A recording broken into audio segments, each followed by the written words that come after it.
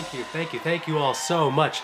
Man, I just listened to the entire discography of Nick Cave and the Bad Seeds, and boy am I sad. Welcome back to the Deep Discog Dive. On today's episode, we'll be looking at Nick Cave and the Bad Seeds. Hailing from Australia, Nick and Dem Seeds formed after the dissolution of Nick's former band, The Birthday Party. They released their debut album in 1984, and they've been pretty consistently releasing records ever since. And I haven't heard any of them. That's right, I'll be going into all 16 of their main studio albums completely blind. So please keep that in mind if I form an opinion on an album that you might disagree with. Also, I was sick for a good portion of filming this video, so if I sound congested, that's why. Let's dive in.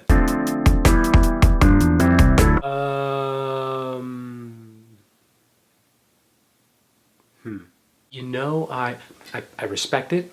I just think I'll enjoy some of these other albums more. Okay, yes, I know I'm cheating a little bit here, but I didn't have much specifically to say about these albums. Plus, I think it's interesting to view them in context with the band's history. These 4 records were recorded while the band was residing in Berlin during the 80s, so they all kind of have the same tone and aesthetic as the band tries to refine their take on Gothic Americana, even Kicking Against the Pricks, which is a cover album. I'd say each is good and dark, but if you only listen to one, make it Tender Prey. Nick Cave is in love, and he's real good at writing songs about it. Yeah, this is the one. This is the one. We're good. We're good, everybody. We can go home. Yeah, it's good, but this is the one all the normies like. And I liked Nick Cave before it was cool. 3 weeks ago when I started listening for this video. Kylie Minogue on a Nick Cave song makes about as much sense as Justin Bieber on a Billie Eilish song. But unlike that combo, this one works really well. Also, I'm sounding the alarm again. Yep, another time we did it. I think it's fitting that one of the most beautiful albums in this discography so far features a song that was in Shrek 2. People just ain't no good. I think that's well understood.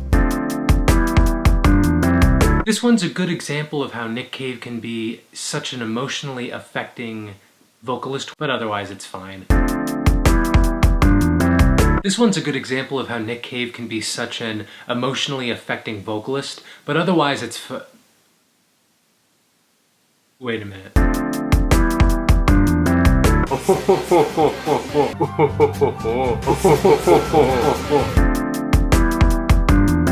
Oh yeah, what a good old-fashioned rockin' and rollin' and roll-lickin' and rock-lickin', and it's kind of a come down after how great the last album was, but still rocks album.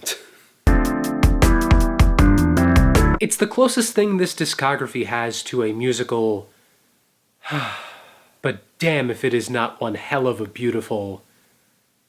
It also helps that it contrasts with the rockabilly record that came before and the record that's going to follow. Oh, this is the one that he recorded right after his son passed away, isn't it? Well, okay, into bed I go. Gonna go sleep for the rest of eternity now. Goodbye forever.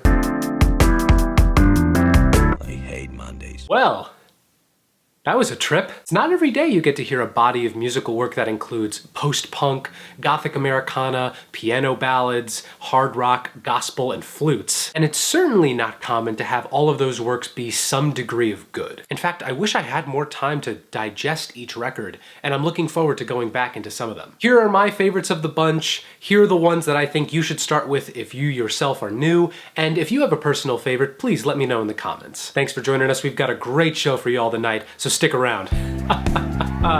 Yes. Oh, yes. Oh, you're watching Late Mike with the Snare. On to our next segment, which is the end screen.